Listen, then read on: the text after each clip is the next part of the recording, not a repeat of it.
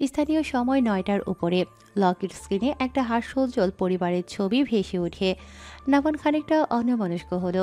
এই ৯ মাসে বাবা মায়ের সাথে বা বাড়ির কারোর সাথে কথা হয়নি তার, শুধু আশুবাদে। হেসে ওঠে নাভান। দাদি তাকে একটু বেশি ভালোবাসে।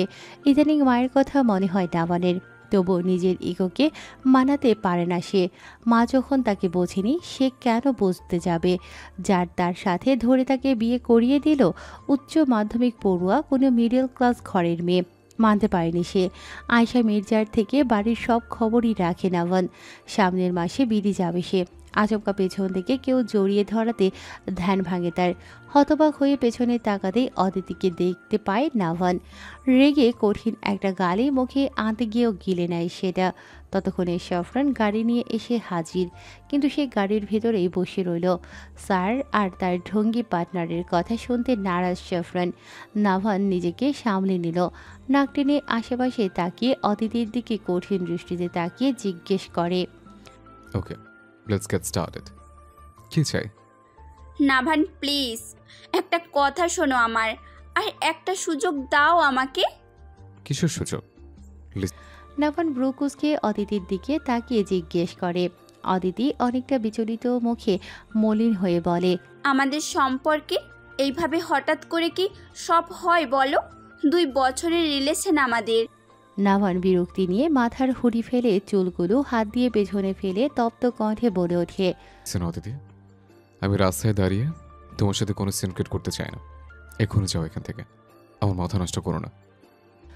অদিতি মূর্তিমানভাবে দাঁড়িয়ে আছে। এই নাভানকে তার চেনা নয়, এতটা কি করে বদলে যেতে পারে নাভান? অদিতির প্রতি নাভান অনেক পজিটিভ ছিল, হঠাৎ কি হলো ভাবতে পারছে না অদিতি। লিসেন নাভান, আমরা একটু বসে ভেবে ডিসিশন নিতে পারি। রাগের মাথায় সেদিন কি বলে ফেলেছি। নাভান আর কোনো কথা না বলে গটগট পায়ে গাড়িতে গিয়ে উঠল। গম্ভীর মুখে সফরানকে বলল গাড়ি স্টার্ট করতে। অদিতি নাখুশ নাভানের ব্যবহারে। সে দৌড়ে গাড়ির পেছনে এসে দাঁড়ায়। সফরান গাড়ি স্টার্ট দিতে গিয়ে হক চকিয়ে যায়। নাভান এবার প্রচণ্ড রেগে গিয়ে সফরানকে আদেশ দেয়, গাড়ি চালোর উপর দিয়ে একবার পিছিয়ে ফেলোকে, পারলে তো স্যালারি বাড়িয়ে দেবো আমি। সাফরান হতভম্ব হয়ে যায়। বোকা বোকা চেহারা নিয়ে নাভানের দিকে তাকায় সে। শেষমেশ স্যার তাকে খুন করতে বলেছে, তাও আবার তার গার্লফ্রেন্ডকে। বেশি রেগে থাকলে নাভান তুইতুকারি করে। পাগল হয়ে গেছেন স্যার, আপনি তো আমাকে খুনি বানিয়ে দিবেন দেখছি। গাড়ি স্টার্ট দে এক ঘরে। বলে সাফরানের দিকে আগুন দৃষ্টিতে তাকায় নাভান। সাফরান একবার গাড়ির সামনে থাকা অদিতির দিকে তাকালো। মেয়েটা পাগলের মতো নাভানকে ডেকে চলেছে। স্যার কি এই মেয়ের সাথে ব্রেকআপ করেছে? সে ভীত কম্পিত কণ্ঠে নাভানকে বলে, স্যার, সামনের মাসে আমার বিয়ে। তো এই সময় আমি তোর বিয়ের কথা বলতে বলছে? আকাশচুম্বী রাগ নিয়ে হুঙ্কার দিয়ে উঠল নাভান। সাফরান সামান্য ঢুক গিলে মিনমিনে স্বরে বলে, ইয়ে মানে স্যার, খুন করলে তো জেলে ঢুকতে হবে, তখন আমার বিয়ে কি করে হবে? নাভান গাড়ি থেকে বেরিয়ে এলো। আজ অদিতির একটা হেস্তেনেস্ত করবে সে। নাভান এগোতেই সেখানে জিসা আর লিও উপস্থিত হলো। তারা নাভানকে অদিতির দিকে এভাবে তেড়ে যেতে দেখে আশ্চর্য হলো অনেক। জিসা এবার এগিয়ে গেল অদিতির কাছে, তারপর হক চুকিয়ে নাভানকে বলে ওঠে, ভাইয়া প্লিজ, আমি অদিতিকে নিয়ে যাচ্ছি, মাঝ রাস্তায় সিন ক্রিয়েট করবেন না। নাভান এবার রুষ্ট কণ্ঠে বলে, তাই করো, ওর মতো মশা মাছিকে মেরে হাত নষ্ট করতে চাই না আমি। কথাটা বলে আপাত মস্তক লিওকে একবার দেখল নাভান। তারপর গাড়িতে উঠে বসতেই সাফরান গাড়ি চালালো। সাই সাই করে চলে গেল সেটি। কুয়াশাচ্ছন্ন রাস্তার মাঝে দাঁড়িয়ে অদিতি এবার চিৎকার করে ওঠে, ছাড়বো না নাভান, কিছুতেই এত সহজে হাতছাড়া করবো না আমি তোমাকে, কিছুতেই না। জিসা অদিতিকে শান্ত হতে বলে। অদিতি ভেঙে চূর্ণ বিচূর্ণ হয়ে গেছে যেন। অদিতির মতো মেয়ের এমন অবস্থা হবে ভাবতেই যেন অবাক হচ্ছে জিসা। লিও এবার খানিকটা টলতে টলতে অদিতির সামনে এসে দাঁড়ায়। মুখ বাঁকিয়ে বিদ্রুপের হাসি দিল সে। মুখটা করুণ করে কণ্ঠের রাগ নিয়ে বলে ওঠে, কষ্ট হচ্ছে তাই না আদি? কষ্ট হচ্ছে তাই না আদি? আমারও হয়েছিল যখন আমার বাচ্চাটাকে তুই খুন করেছিলি। তাও আবার এই নাভানের জন্য শাস্তি পাচ্ছিস তুই। আরও আরও শাস্তি বাকি আছে তোর। বলেই লিও উল্টো হেঁটে তার গাড়ির দিকে এগোলো। অদিতি বিড়বিড় করে কিছুক্ষণ গালি দিল লিওকে। নিহাত ছোটবেলার বেস্ট ফ্রেন্ড না হলে জানে মেরে দিত। জিসা বরাবরই লিওর প্রতি আপসেট হয়। আজকাল কত অহরহ হচ্ছে অ্যাভার্সন, কিন্তু এই ছেলে ভুলতে পারছে না বাচ্চাটার কথা। স্ট্রেঞ্জ। জিসা অদিতিকে নিয়ে পা বাড়ায় সামনে। আজ সকাল সকাল ভার্সিটির উদ্দেশ্যে বেরিয়ে গেছে ইনায়া। গতকালকের ঘটনার পর থেকে বাড়িটা একদম নিশ্চুপ হয়ে গেছে। কেউ কারোর সাথে কথা বলেনি তেমন। নিধি আজকে যাবে না বলে জানিয়েছে। ইনায়ার জন্যও বিষয়টা ভালো হয়েছে। কালকে ফাহাদের নাম্বারে কল দেওয়ার পরও কানেক্ট করতে পারেনি ইনায়া। ভার্সিটির গেটের সামনে গাড়ি থামতেই নেমে পড়ে ইনায়া।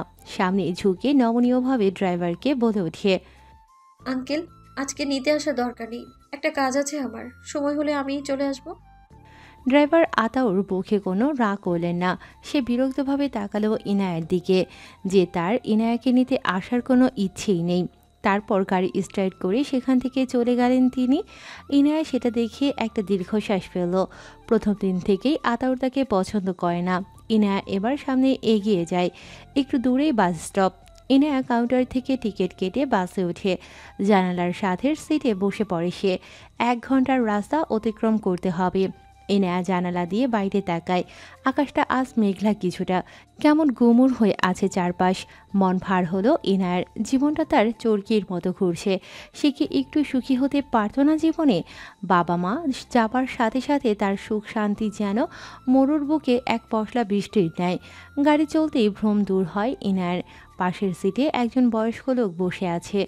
আনুমানিক বয়স 50 হবে হয়তো। কিছু দূর যেতেই ইনায়া লক্ষ্য করল লোকটি তার পায়ের দিকটা স্পর্শ করেছে।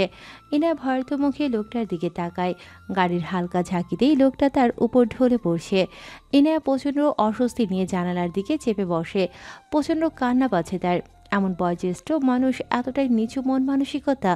ইনায়া আশেপাশে তাকাতেই দেখতে পায় তার বয়সী একটা মেয়ের পাশের সিট খালি আছে।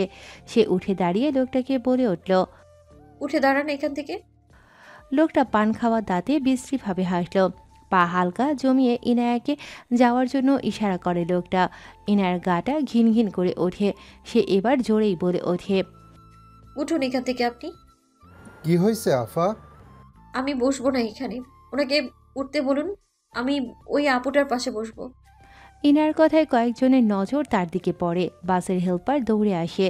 মেয়েটাকে দেখিয়ে বলে উঠল ইনায়া। হেল্পার লোকটাকে সরিয়ে ওই মেয়েটাকে ইনায়ার পাশে বসায়। সাথে কয়েকজন ওই লোকটাকে বিশ্রীভাবে গালিও দেয়। ইনায়া চোখ বন্ধ করে সিটে বসে পড়ে। তার সামনে আরও এইসব পরিস্থিতি মোকাবেলা করতে হবে। অপেক্ষা করতে হবে সাথে কি হয় তা দেখার জন্য। হাতে ধোয়া ওঠা কফির কাপ নিয়ে ব্যালকনিতে দাঁড়িয়ে আছেন নাভান। চোখ তার সামনে নিকষ কালো রাতের কুয়াশা জড়ানো আকাশ থেকে বহমান কুচি কুচি বরফের দিকে। প্রচণ্ড ঠান্ডা বাতাস বইছে, কিন্তু এই ঠান্ডার মধ্যেও পাতলা ফুল হাতায় একটি টি শার্ট পরে দিব্যি দাঁড়িয়ে রয়েছে সে। মাঝে মাঝে ঠোঁট দুটো ফাঁক করে কফি খাচ্ছে। হঠাৎ করে ফোনের ভাইব্রেশনের শব্দে পকেট থেকে ফোন বের করে নাভান। সামনে ধরতেই চমকে ওঠে সে। ফোন স্ক্রিনে মা নামটি জলজল করছে। নাভান অনেক অবাক হয় আর নার্ভাসও লাগছে তার। কি মনে করে মা এতদিন পরে তাকে কল করলো? 9 মাসে যে তার নাম শুনলেই সবাইকে বকাঝকা করত। কতদিন পরে মায়ের সাথে কথা বলবে, কোথা থেকে শুরু করবে ভেবে পাচ্ছে না নাভান। ভেতরটা যেন হাতুড়ি পেটা করছে কেউ। এর মধ্যে কয়েকবার কেটে কেটে ফোন আবার এসেছে। নাভান এবার ফোন রিসিভ করে কানে রাখে। ওপাশ থেকে কোনো শব্দ পায় না সে। খানিকক্ষণ চুপ করে কম্পিত কণ্ঠে শুধায়, মা, ও মা, কেমন আছো তুমি? এই একটা বাক্যে ফোনের অপর পাশের ব্যক্তির নীরবতা ভঙ্গ হয়। সোহানা মির্জা হাসে একটু। হ্যাঁ, সে অনেক ভালো আছে। সামনে যে কাজ করবেন তিনি তাতেই আরও বেশি ভালো থাকবেন। আছি তো বেশ, যেমন রেখে গিয়েছিলে। ভেবেছিলাম খারাপ থাকবো, কিন্তু আমার ভালো থাকাটা তা হতে দিচ্ছে কই। তাই তো না চাইতেও ভালো আছি। মায়ের এমন কঠিন কথার মানে বুঝতে পারে না নাভান। ঠিকই তো, সে তার মায়ের সব কষ্টের মূল। যিনি তার জন্য সারা জীবন এত স্যাক্রিফাইস করেছে, তাকে সে না বুঝেই অনেক বড় কষ্ট দিয়েছে। মাত্র সন্তানের দেয়া শত কষ্ট মেনে নিয়েও বলতে পারে ভালো আছি। নাভান বিড়বিড় করে আকুতি ভরা কণ্ঠে বলে, সরি মা, আমাকে মাফ করে দাও। আমি তোমার কষ্টের কারণ হতে চাইনি। তুমি কেন সরি বলছো নাভান? ভুল তো আমি করেছি। আমি তোমার জীবনটা নষ্ট করে দিয়েছি। নিশ্চয়ই আমি তোমার মা হবার যোগ্যতা রাখি না। যোগ্যতা আর কি, আমি তো তোমার মাই নই। মা কি বলছো? সত্যি সরি, মাফ করে দাও আমাকে। হঠাৎ করে এত কিছু ঘটায় মেনে নিতে পারিনি আমি। নাভানের কথায় কিঞ্চিত হাসল সোহানা মির্জা। তার ছেলের এই একটি মাত্র বাক্য কি ঠিক করে দেবে আগের গত 9টা মাস আর এক তরুণীর হৃদয় ভাঙা যন্ত্রণা? না তো, ভেবেই দীর্ঘশ্বাস ফেললেন। অযথা আর কোনো কথা না বাড়িয়ে তিনি কণ্ঠে গম্ভীরতা এনে নাভানের উদ্দেশ্যে বললেন, ভেবেছিলাম সারা জীবন তোমাকে খুশি রাখবো, তোমাকে সব কিছুই বেস্ট এনে দিব, কখনো তোমার মন খারাপের কারণ হব না, ভুল মানুষ হিসেবে গড়ে তুলব না। কিন্তু আমি সরি বেটা, আমার নিজের দেওয়া ওয়াদা আমি নিজে রাখতে পারিনি। ভালো মানুষ বানাতে পারিনি আমি তোমাকে। ভালো করতে গিয়ে সবসময় তোমার খারাপটাই করে ফেলেছি। হয়তো তোমার মা হতে পারিনি, কিন্তু এবার থেকে আমি সব ঠিক করে দেব। তুমি যা চাও তাই হবে। কথাগুলো বলে কিছুক্ষণ চুপ করে রইলেন সোহানা মির্জা। নাভানও নিশ্চুপ, কোনো কথা নেই তার মুখে। সোহানা হঠাৎ করে নাভানকে আদেশের সুরে বলে, নেক্সট উইকে বাংলাদেশে আসো তুমি, ডিভোর্সের অ্যাপ্লাই করব আমি। একটা পবিত্র বিয়েকে অবজ্ঞা করেছো তুমি। 3 কবুল বলে যাকে বিয়ে করলে তাকে অসম্মান করেছ। তোমার আদর্শ নীতি বিদেশের মাটিতে মিশে গেছে। এখন এই সম্পর্ক না রাখাই ভালো। ডিভোর্স হয়ে গেলে তারপর যাকে খুশি বিয়ে করে নিও তুমি, এবং কি ওই বাজারের মেয়েটাকেও। এখন থেকে তোমার কথাই থাকবে। কথাটা বলে নাভানকে কিছু বলতে না দিয়ে ফোন কেটে দিলেন সোহানা মির্জা। নাভান গম্ভীর হয়ে চিন্তা করতে লাগলো, সোহানা হঠাৎ করে এমন ডিসিশন নিলেন কেন? সেটা নাভানের বোধগম্য হচ্ছে না। কই, এই 9 মাসে দাদির সাথে কথা বলে তার মনে হয়নি যে সোহানা ওই মেয়েটাকে এত সহজে ছাড়বে। আর বাড়িতে কি কোনো ঝামেলা হয়েছে? মা তার সাথে এমন পরপরভাবে কথা বলল কেন ভাবছে নাভান। অনেক কথা ঘুরছে নাভানের মাথায়। শীঘ্রই তাকে বাড়ি যেতে হবে। দীর্ঘ 1 ঘন্টা 20 মিনিট পরে নির্ধারিত জায়গায় থামল বাসটি। ইনা ঝটপট গাড়ি থেকে নেমে গেল। এতক্ষণ সে প্রচুর অস্বস্তিতে ভুগছিল। ব্যাগ থেকে ফোন বের করে সময়টা দেখে নেয় ইনায়া। 12টা বাজে প্রায়। মায়ের মুখে 2-1বার নানা বাড়ির নাম শুনেছিল ইনায়া, সেটাতেই ভরসা করে এতদূর আসা তার। ইনায়ার নানা রেজাউল করিম একসময় এই এলাকার মেয়র ছিলেন। মায়ের থেকে শোনা তার নানা জীবনের অর্ধেক সময় রাজনীতিতে দিয়েছেন। এলাকার বাসিন্দাদের প্রিয় নেতা ছিলেন তিনি। ইনায়ার বিশ্বাস রেজাউল করিমের নাম বললে যে কেউ তাকে বাড়ির ঠিকানা বলে দেবে। ইনায়া নিজের মনের জোর বাড়িয়ে সামনে হাঁটে। কয়েকজনকে জিজ্ঞেস করার পরও কেউ বাড়ির সঠিক ঠিকানা বলতে পারে না। ইনায়ার নিজের প্রতি প্রচুর রাগ হচ্ছে এখন। তার নানা বেঁচে নেই, এখন তার মামা সেখানে নাও থাকতে পারে। ইনায়া দীর্ঘশ্বাস ফেলে সামনের একটা দোকানে যায়। একটা পানির বোতল কিনে সাইডে দাঁড়িয়ে চোখে মুখে পানি দেয়। দোকানে একটা বয়সী লোক বসে চা খাচ্ছে। ইনায়া লোকটার কাছে রেজাউল করিমের কথা জিজ্ঞেস করতে লোকটা তার দিকে আশ্চর্য দৃষ্টিতে তাকিয়ে বলে, তার বাড়ি কোথায় আমি জানি, কিন্তু বাড়ির খবর দিয়ে কি করবে তুমি? তিনি তো এখন বেঁচে নেই। ইনার মলিন মুখে হাসি ফুটল তৎক্ষণাৎ। সে খুশি হয়ে লোকটাকে বলে, তিনি আমার নানা, আমার মামা মিজানুল করিম। আমি পুরান ঢাকা থেকে এসেছি। ইনায়ের কথায় লোকটা বিস্ময় হয় প্রচুর। ইনায়ের দিকে তাকিয়ে থাকে কিছুক্ষণ, তারপর মুখে হাসি টেনে বলে, তোমার মায়ের নাম কি সাজিয়া? মাথা নাড়ায় ইনায়া অবাক হয়ে বলে, আপনি কি করে জানলেন? আমি সুরেশ। আমি ওই বাড়িতে আজ 25 বছর ধরে ড্রাইভারের চাকরি করি। তোমার মাকেও আমি দেখেছি। চলো আমার সাথে, তোমারে নিয়ে যাই। ইনায়া রাজি হলেও ভেতরে একটা ভয় কাজ করছে। এভাবে একটা অচেনা লোককে বিশ্বাস করা কি ঠিক হবে? সুরেশ ইনায়াকে বলল তার সাথে গাড়িতে বসতে। ইনায়া মনে হাজার সংখ্যা নিয়ে গাড়িতে বসে। যেতে যেতে সুরেশ মিজানুল করিমের অবস্থানের কথা বলল। তার 2 ছেলে 1 মেয়ে। তিনি তার বাবার মতো রাজনীতি করেনি। সে একজন প্রভাবশালী ব্যবসায়ী। মিজানুল সবসময় রাজনীতি থেকে দূরে থেকেছেন, কিন্তু তার 2 ছেলে যেন দাদার আদর্শই ঠিকমতো মাথা পেতে নিয়েছে। শত চেষ্টা করেও ছেলেদের রাজনৈতিক বিষয় থেকে সরাতে পারেননি। বড় ছেলে ফাহাদ করিম বর্তমান মেয়র, আর ছোটজন বড় ভাইয়ের ওপর বিশাল বট গাছের ছায়ার মতন এক বাবাস। দুজনেই তুখোড় রাজনীতিবিদ। তাদের সাথে বাবার সম্পর্ক দা কুমড়ার মতো। এইসব গল্প শুনতে শুনতে কাঙ্ক্ষিত জায়গায় পৌঁছে যায় ইনায়া। বিশাল বড় আলিশান বাড়ির মূল ফটকের সামনে গাড়ি থামায় সুরেশ। তার হাতে থাকা রিমোট টিপতেই কালো রঙের দরজাটা দুভাগ হয়ে রাস্তা দেয় তাদের। গাড়িটা ভেতরে নিতেই আবারও নিজেদের জায়গায় ফিরে যায় সেটা। ইনায়া অবাক হয় প্রচুর। এটাকে বিশাল দেহির বডিগার্ডের থেকে কম মনে হচ্ছে না। সুরেশ নেমে এসে ইনায়ার সাইডের দরজা খুলে দেয়। ইনায়া নেমে দাঁড়াতেই তার চোখ পড়ে বিশাল বড় আলিশান ডুপ্লেক্স বাড়িটার দিকে। সাদা রঙের বিশাল বাড়িটাকে নেহাতি প্রাসাদ বলেও ভুল হবে মনে হয়।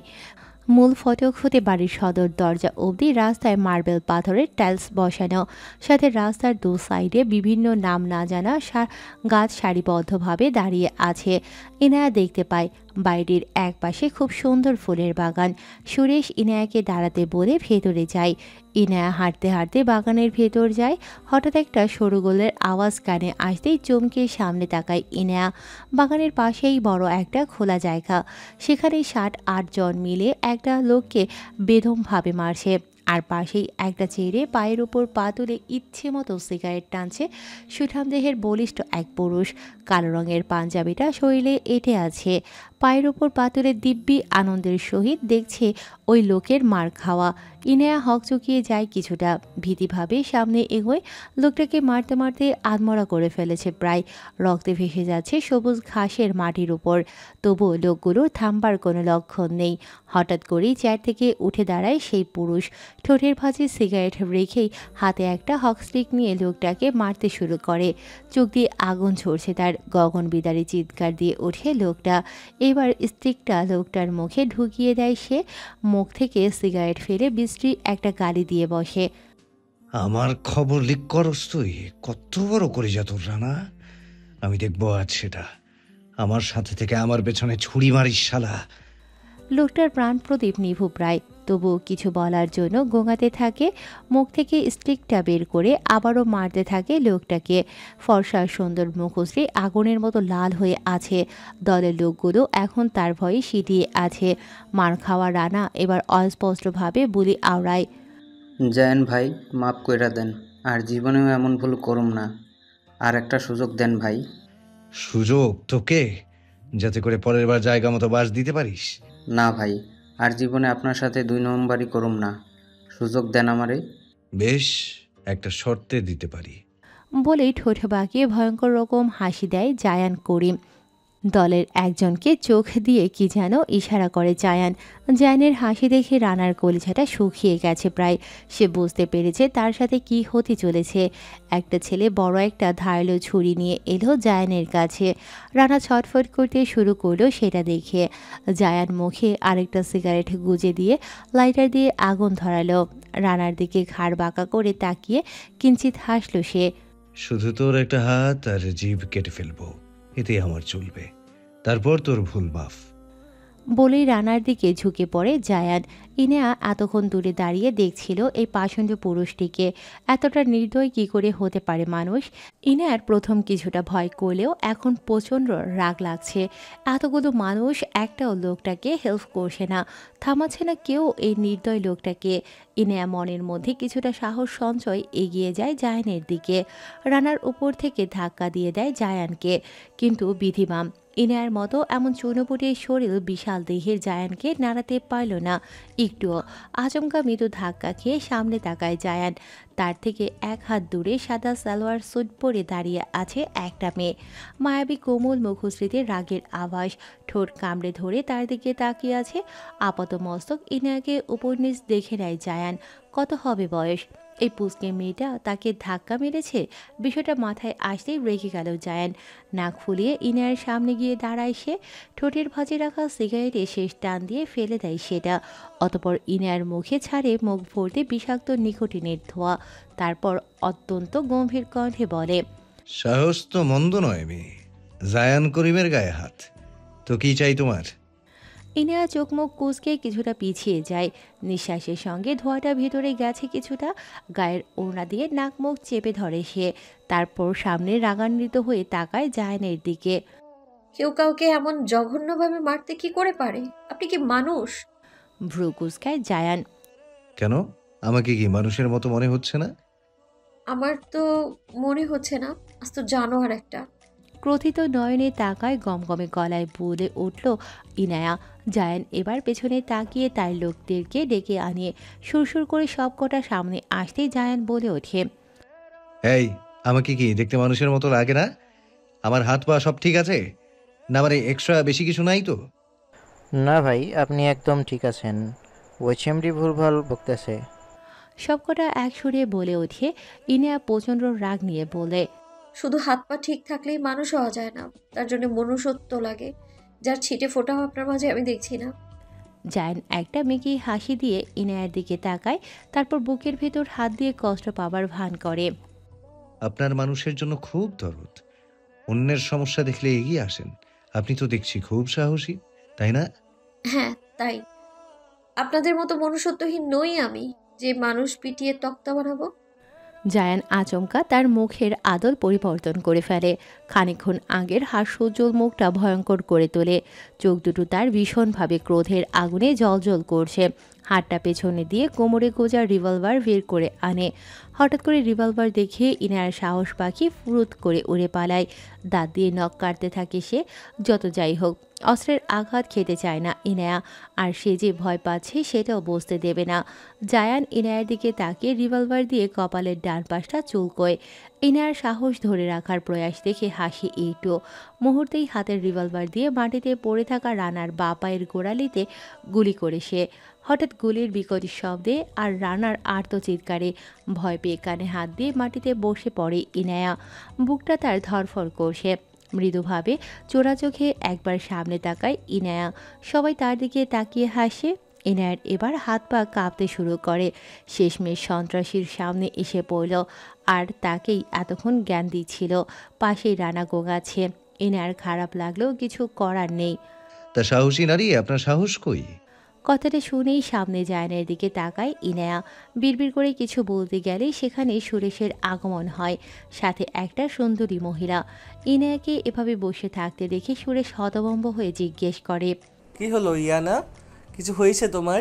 এভাবে রয়েছো কেন? কাকা, এই জ্ঞানী সাহসী নারীকে কই থেকে পাইলেন আপনি? এর তালাশই তো আমি এতদিন ধরে করতেছি। জায়ানের কথায় ভ্রু কুঁচকে রানার দিকে তাকালো সুরেশ। ঘটনা বুঝতে তার বেশি দেরি হলো না। সে কিছু বলতে যাবে তার আগেই পাশ থেকে কথা বলে ওঠে অজ্ঞাত মহিলা। এসব কি জায়ান? আর রানার এই অবস্থা কেন? কি করেছো ওকে? নিজের ছেলেদের কেন মারছো? জায়ান কিছুটা শান্ত হয়ে তার মায়ের দিকে তাকালো। তার মা মিনারা বেগম এই মারামারি একদম পছন্দ করেন না। জায়ান বাকি ছেলেদের বলল রানাকে নিয়ে হসপিটালে যেতে। রানা অজ্ঞান প্রায়। ছেলেগুলো যেতেই জায়ান ইনায়ার দিকে একবার তাকিয়ে মাকে বলল, এটা রাজনৈতিক কৌশল, এটা তুমি বুঝবে না। বলেই জায়গা প্রস্থান করে সে। মিনারা বেগম একটা দীর্ঘশ্বাস ফেলে ইনায়ার দিকে এগিয়ে যায়, যার মুখ এখন ভয়ে চুপসে আছে অনেকটা। মিনারা ইনায়াকে ধাতস্থ করতে বলে ওঠে, তুমি বুঝি ইনায়া? সুরেশ বলেছেন তোমার কথা আমাকে। আমি সম্পর্কে তোমার মামি হই। ইনায়া তাকালো মিনারা বেগমের দিকে। অত্যন্ত সুন্দর আভিজাত্যপূর্ণ নারী মিনারার শরীরে তাই প্রকাশ পাচ্ছে। ইনায়া কোনো কথা বলতে পারল না, কণ্ঠ কাঁপছে তার। মিনারা খানিকক্ষণ তাকালো ইনায়ার দিকে। একদম মায়ের মতোই হয়েছে ইনায়া। তিনি ইনায়াকে বসা থেকে দাঁড় করালেন, তারপর শান্ত স্বরে বললেন, এখানে অন্য কোনো মানুষ এখানে অন্য কোনো মানুষ আসা নিষেধ, এমনকি আমিও এর আওতায়। ভয় পেও না, চলো আমার সাথে। ইনায়া মাথা নেড়ে মিনারা বেগমের সাথে বাড়ির সদর দরজার দিকে এগিয়ে গেল। তার চোখে এখনো ভাসছে ওই সন্ত্রাসীর চেহারা। বাড়ির ভেতর ঢুকতেই চোখ উল্টালো ইনায়া। বাড়ির ভেতরটা আভিজাত্যে ভরপুর, যেন কোনো একটা বিশাল বড় মহলে প্রবেশ করেছে সে। বাড়ির ভেতরের দেয়াল, ফার্নিচার, টাইলস সম্পূর্ণ সোনালি রঙের, যেন স্বর্ণ খচিত সবখানে। ইনায়া এই বাড়িতে আসার পর থেকে খালি অবাকই হচ্ছে, এর শেষ খুঁজে পাচ্ছে না সে। মিনারা তাকে সোফায় বসিয়ে চলে গেল কিচেনে। ইনায়া শান্তভাবে বসে থাকে। কিছুক্ষণ যেতেই মিনারা হাতে ট্রে ভর্তি খাবার এনে তার সামনে রাখে। ইনায়া মিনারার দিকে তাকিয়ে মিহি কণ্ঠে বলে, মামা কই, তাকে একটু ডাকেন, ওনার সাথে আমার জরুরি কথা আছে। মিনারা বেগম একটু হেসে ইনায়ার পাশে বসলেন। তারপর ইনায়ার হাতে পায়েসের বাটি ধরিয়ে শান্ত কণ্ঠে বলে ওঠে, তোমার মামাকে খবর দিয়েছি, তিনি হয়তো এক্ষুনি নিচে নামবেন। তা বলো তোমার নতুন সংসার চলছে কেমন? মিনারার কথায় মলিন মুখে তার দিকে তাকায় ইনায়া। সংসার? যেখানে স্বামীর দেখা পেল না, সংসার তো বহুদূর। মিনারা ইনায়ার মলিন মুখটা লক্ষ্য করল, তারপর মিহি কণ্ঠে শোধালো, তুমি ভালো আছো তো ইনায়া? কোনো সমস্যা থাকলে বলতে পারো। ইনায়া কিছুক্ষণ চুপ থেকে মিনারাকে কিছু বলতে যাবে, তখনই দোতলার সিঁড়ি দিয়ে নিচে নেমে আসে দুজন লোক। মিজানুল করিমের সাথে কথা বলতে বলতে নিচে নেমে আসে তার বড় ছেলে ফাহাদ করিম। মূলত কথা নয়, ঝগড়াই বেশি হচ্ছে তার বাবার সাথে। কেউ কারো থেকে দমবার পাত্র নয়। মিজানুল একেবারে সুটবুট পরে আছেন, ফাহাদ শুভ্র সাদা রঙের পাঞ্জাবির ওপর মুজিব কোট পরেছে। দুজনেরই মিটিং আছে, তারপরও কথা কাটাকাটি শেষ হচ্ছে না তাদের। ইনায়া আর মিনারা বেগম দুজনেই সামনে তাকায়। তাদের কথার বিষয়বস্তু আগে থেকেই জানা মিনারার। তিনি স্বামীর চোখে কঠিন দৃষ্টিতে তাকিয়ে ইনায়ার দিকে ইশারা করেন। মিজানুল স্ত্রীর চোখ রাঙানি খেয়ে তার পাশে দাঁড়ানো ইনায়াকে দেখে তৎক্ষণাৎ তার মুখ বন্ধ হয়ে যায়। ফাহাদও বাবার মতো মুখ বন্ধ করে ইনায়াকে গম্ভীর দৃষ্টিতে দেখতে থাকে। ভালো আছেন মামা? আমাকে চিনতে পেরেছেন তো? মিহি কণ্ঠে জিজ্ঞেস করে ইনায়া। মিজানুল ইনায়ার দিকে তাকিয়ে মিষ্টি একটা হাসি দেয়। এক পলক নিজের ছোট বোনের মতো দেখতে পায় ইনায়াকে। মেয়েটা পুরো তার মায়ের মতোই দেখতে। আমি তো আছি বেশ, তা তুই কেমন আছিস ইনায়া? জি মামা, এই তো চলে যাচ্ছে কোনো রকম। ম্লান মুখে ইনায়া বলে ওঠে। মিজানুল এবার ফাহাদের দিকে তাকিয়ে গম্ভীর মুখে বলে, শোনেন মেয়র সাহেব, এই হচ্ছে ইনায়া, তোমার ফুপির মেয়ে, যার কথা একদিন বলেছিলাম। ফাহাদ ইনায়ার দিকে তাকিয়ে অবাক হয় প্রচুর। ফুপি বেঁচে থাকতে তার সাথে একবার দেখা হয়েছিল, কিন্তু ইনায়াকে দেখেনি সে কখনো। ইনায়া মিষ্টি হেসে সালাম দেয় ফাহাদকে, সেও সালামের উত্তর দিয়ে বলে। মিজানুল একটা দীর্ঘশ্বাস ফেলে ইনায়াকে নিয়ে সোফায় বসে। মিনারা বসে তার দিকে যা এগিয়ে দেয়। মিজানুল সোফায় বসতেই তার পাশে ফাহাদ পায়ের উপর পা তুলে বসে। তা দেখে বিরক্তিতে চোখ কুঁচকায় মিজানুল। এই যে মেয়র সাহেব, এটা আমার বাড়ি, আপনার পার্টি অফিস নয়। এখানে আমার সাথে অন্তত নেতার ভাব দেখাবেন না। বাবার কথায় রেগে গেল ফাহাদ। মিজানুল ছেলের কথায় মুখ ভেঙালেন। ইনায়া দুজন গম্ভীর পুরুষের এমন ঝগড়া দেখে থ হয়ে রইল। বাবা ছেলে কথায় কথায় এভাবে লাগতে পারে? অবশ্য সুরেশ থেকে এসব শুনেছিল ইনায়া। মিনারা এবার দীর্ঘশ্বাস ফেলে মিজানুলকে বলে ওঠে, এই ভর দুপুরে আপনারা দুজন কোথায় যাচ্ছেন? মিজানুল করিম গম্ভীর মুখে বলে, আসলে অফিসে গুরুত্বপূর্ণ কাজ পড়ে গেছে না, গেলেই নয়। এই মাত্র কনফার্ম করলো, ইম্পর্টেন্ট মিটিং আছে একটা। ফাহাদ বলে ওঠে। মিজানুল সেটা শুনেই রসিকতা করে বললেন, তোমাদের আর কিসের মিটিং? ওই কার পেছনে পড়লে ভালো হবে, কাকে মারতে পারলে ভালো হবে, সেই বুদ্ধি তো করো দুই ভাই মিলে। আরে সোনার বাংলার দুর্নীতিতে ভরে গেছে। বাবার কথায় ফাহাদ রেগে কিছু বলতে যাবে, তার আগেই মিনারা বেগম শান্ত স্বরে বললেন, আসলে ইনায়া আপনার সাথে কিছু কথা বলতে চায়। মিজানুল এবার ইনায়ার দিকে গম্ভীরভাবে তাকায়। ইনায়া মনে মনে নিজেকে কিছুটা ধাতস্থ করে বিয়ের পরের জীবনের অনাকাঙ্ক্ষিত ঘটনাগুলো একে একে সব বলতে থাকে। এমনকি তার ফুপু আনিলার বাড়ি নিয়ে মামলা করার বিষয়টাও জানায় সে। সব শুনে ইনায়ার সামনে বসা তিনটা মানুষের মুখ অত্যন্ত গম্ভীর হয়ে যায়। এতটুকু বয়সে এসব সাফার করেছে ইনায়া, কি করে মানতে পারছে সে? বাবা মা হারানোর পর আবার স্বামীর থেকে পাওয়া লাঞ্ছনা, এসব কি প্রাপ্য মেয়েটার? ভেবে পায় না কেউ। নিজের মনের সব কথা উগরে দেয় ইনায়া। ভেতরটা যেন হালকা হলো প্রচুর। মিজানুল অনেকটা দুঃখ প্রকাশ করে বললেন, যা হয়েছে তা তোমার প্রাপ্য ছিল না ইনায়া, তবুও ভাগ্যর সাথে কারো হাত নেই। বাবার পছন্দ রাখছিল, তাই সে সাজিয়া আর তোমাকে বাবাকে কখনো ক্ষমা করেনি, সাথে আমাকেও তা করতে বাধ্য করেছেন। আমি সবসময় রাজনীতিতে কোলাহল থেকে দূরে থাকতাম। বাবা মেনে নিতে পারেনি যে তার মেয়ে তার শত্রুর সাথে পালাবে। তিনি সাজিয়াকে ত্যায্য করেছেন। গত বছর 2 আগে তোমার মায়ের সাথে আমার আবার যোগাযোগ শুরু হয়। ভেবেছিলাম তার প্রাপ্যটুকু বুঝিয়ে দিব, কিন্তু সে নিতে নারাজ হয়। তোমার বাবা মায়ের মৃত্যুর পর তোমাকে আমার কাছে আনতে চেয়েছিলাম, কিন্তু নাহিদ মির্জা আর সোহান মির্জা বলেছিলেন তোমাকে তাদের ছেলের বউ বানাবে, মির্জা বাড়ির বউ হবে তুমি, তাই অনেকটা নিশ্চিত ছিলাম। কিন্তু নাভানের কর্মে আমি আশাহত। কাজটা ভালো করেনি সে, সাথে তার বাবা মারও নিজের অ্যাডাল্ট শিক্ষিত ছেলের কথা মানার দরকার ছিল।